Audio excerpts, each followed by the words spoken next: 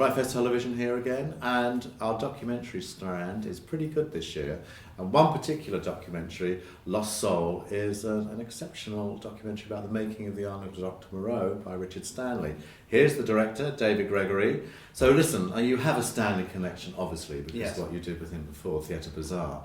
But I mean, is that what happened? You suddenly thought, you looked at Richard and thought, there might be a story here. Is that what the genesis of the project was? Essentially, yeah. I went to visit him in Montsegur, where he lives, which is in the Pyrenees, and when he was in post on his episode of Theatre Bazaar.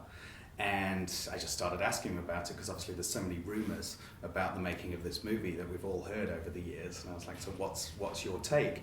And he started talking, and I happened to have my camera with me, so I'm like, well, let's actually roll on this, and we'll put it as a blog post on the Severin website. So it really just started as a blog post, and then hours later, he's still talking about it. I ended up going back to Montsegur 2 or 3 times to actually interview him more and more about it.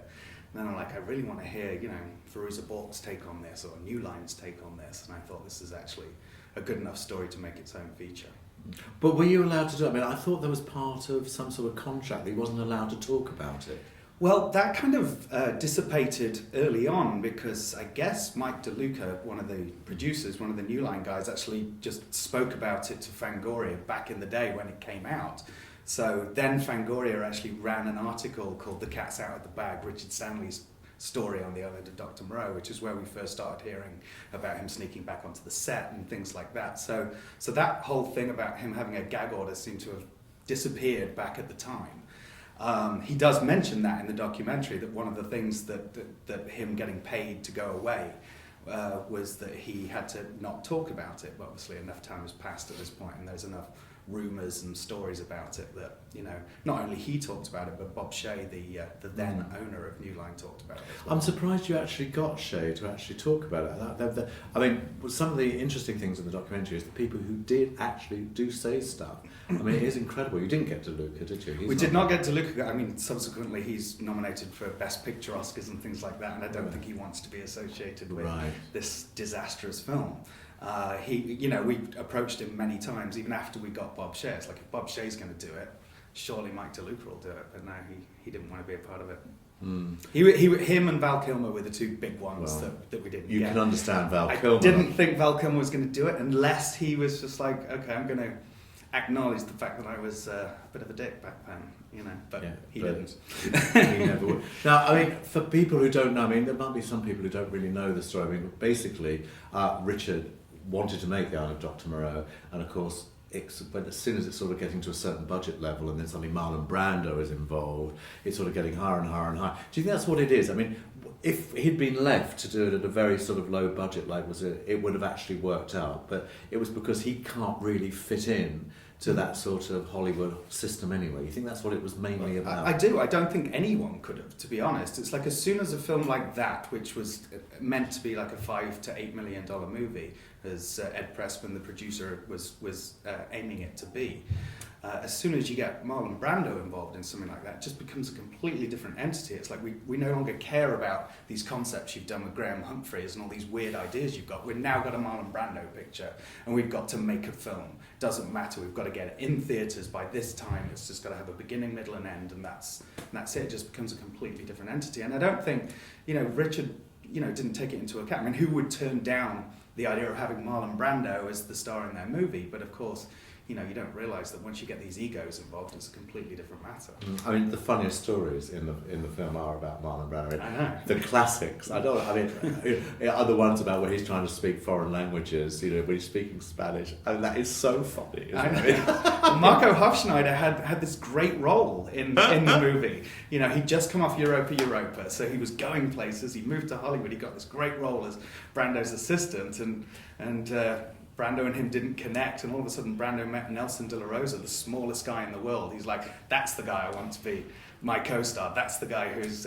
And it's weird, because you look at the film now, the only things you remember are Marlon Brando in whiteface and him with the little guy, which has become a thing in South Park and Mini-Me and stuff like that. Yeah. Some of the people you interview are quite cagey still, aren't they? You could see a couple of them thinking, I'm not sure I should be talking about this, and they do couch it in terms of sort of it can be interpreted either way. But I thought that was interesting that, you know, so much time has passed, but for them it's still quite a raw experience. Well, it's more the people who are still in the industry who are, you know, are a bit careful about it. It's weird because nobody seems to be that cagey about talking about Val Kilmer and how difficult he was. It's like there's no sugarcoating that. He was difficult, you know. Same with Brando, they kind of laugh about it. Yeah, but Brando's dead.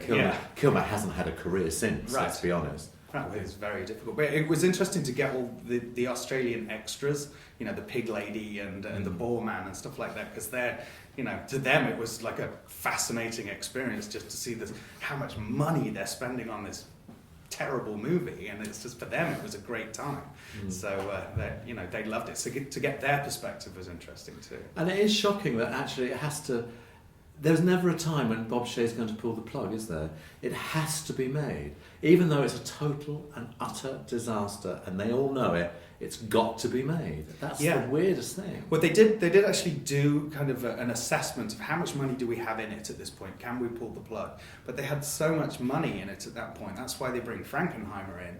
Not because he's appropriate to direct this movie. They're like, we need somebody to get this to the finish line. Doesn't matter if it's any good. We need to get a feature-length movie out of this, and so we can release it because they'd spent so much money. And they weren't, you know, they're not a studio, New Line. They were, you know, a mini major, but it could have really caused them a lot of trouble if they'd have, you know, sunk with that movie. And it was a bomb, but it was, you know, at least they made some money back. Yeah, sure. I suppose it was almost of Cleopatra of proportions. Absolutely, wasn't it? It was almost like getting so unwieldy. Now, I mean, was there anybody who you did go to and who wouldn't do it apart from some obvious people? I mean, Ron Perlman wouldn't do it, which was a surprise because everybody's, you know, he's right there in all the behind the scenes footage. He's hanging out with everybody, having a good time. But his career's taken, he's one of the few people whose career actually took off after Moreau. And I just think he just didn't want to get involved in the politics of it. And then David Thewlis as well. Oh, yeah. We actually interviewed Thewlis about a Paul Greengrass movie called Resurrected. And we started asking him about Moreau at the end of the interview, and he's like, oh, we'll have to do this at a separate time because it's going to take 24 hours. And then when we approached him again, he's like, I don't want to be involved. And I didn't think that was too bad because he wasn't involved in Richard's film. He came on after Richard was fired. It was Rob Moreau who was in that role when Richard was at the helm. Right. I mean, he's actually a bit sort of low-key as well, Moreau, didn't I think through it? Don't you think? He was one of the first people who agreed to it, strangely enough, and I don't know why he was so keen to speak, but again, you're right, he doesn't sort of come out with a lot of detail. Right. But I think one of the things that didn't come out in my interviews with Richard was that Rob Moreau actually was one of the people who actually caused the panic. You know, he was one of the people who was calling Bob Shaye from the set saying, this is disastrous, get me out of here. You know, I don't think Richard ever knew that. You know, until he saw the documentary. I mean, it did ruin Richard's career, let's be honest, didn't it? I mean, it's almost like he sort of shrunk back in the shadows with the tail between his legs and didn't emerge, and that sort of, I mean, he's that sort of character anyway, isn't he? I mean, so it really did sort of ruin. Do you think he would have gone, had Moreau come out as his film, what do you think it would have been different? Would he have just disappeared? Would the reviews have been terrible anyway? You know, I think it could have been a really interesting movie, the way he originally conceived it. But it did already start to get watered down before you know, disaster struck. They were already worried about some of the ideas of like the cat lady, the bestiality subplot, for example. So it was already going away from what the guy who directed Hardware was going to do with The Island of Dr. Moreau. But I do think it would have been, you know, a decent movie. It wouldn't have, you know, been a big budget disaster. And I think Richard probably would have gone on to make more movies.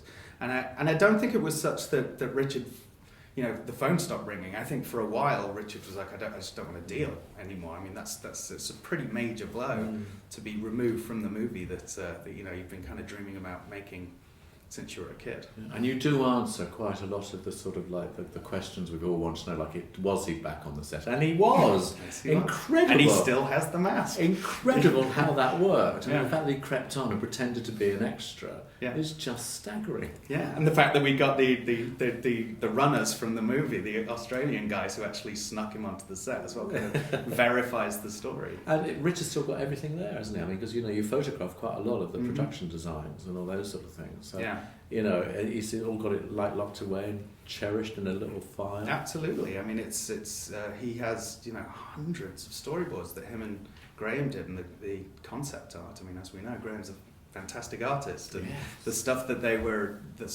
doing, the images are pretty amazing. You know, it makes... you pretty much cover it. I mean, there's no. I don't think there's going to be another documentary coming along like this. It's actually going to. So you really do go. You felt like you've done a good job on the whole thing. I hope so. There's no area that you feel like you've left sort of like a bit hazy. I don't think so. I mean, I guess the one question people have is like, is there any of the footage surviving from what Richard shot? But there was so little that he shot that it's, you know, I'm not sure that there would be that much. Because it was 2 days he did in the end. I think it was 3 days. Yeah, and but again, at the beginning we did. You know, I don't think New Line were particularly keen to be involved in a movie like this. You know, I mean, I think now that once Bob Shea got involved, of course, it's like they'll acknowledge it, but he's not going to make calls for us and say start scouring through the archives for this movie that we're basically going to say was a bit of a disaster. You know. So what's going to happen with the film? I mean, you know, we're showing it here, world premiering it. We're really thrilled. It's going to go well.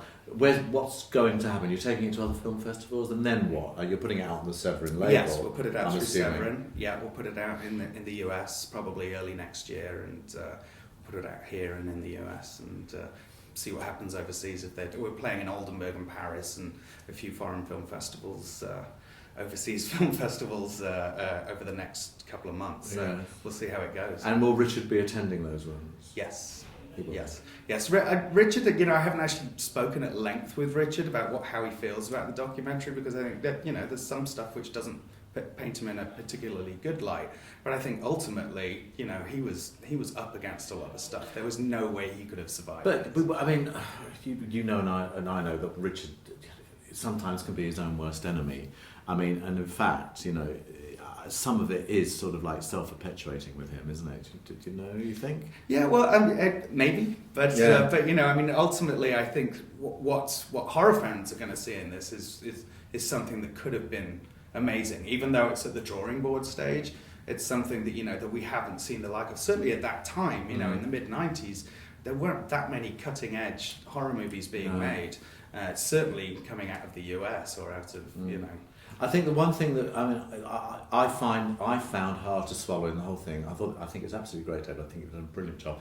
But it's all his talk about sort of like the shamanism, and it was ordained, and I had to go and visit my oracle, and they told me this was going to happen. I mean, that's the one thing in it that I think, oh, come on, you know, I'm not sure about that. But it's very Richard Stanley. You know? I mean, his world is built around coincidences and you know, signs and stuff like that. I mean, I don't know if you've seen his last documentary, The Other World, but it's all about that. The place where he lives in Montsegur, it's very strange things are always happening there, and that's kind of Richard's world, you know. So, well, listen, as I said, you've done a great job. I mean, nobody could have covered it better than the way you've done it, and I think you've done such an exhaustive sort of, you know, look at that film. I mean, no one's going to want to know any more about it after. So thanks a lot for bringing it over for us. Thank you for having me.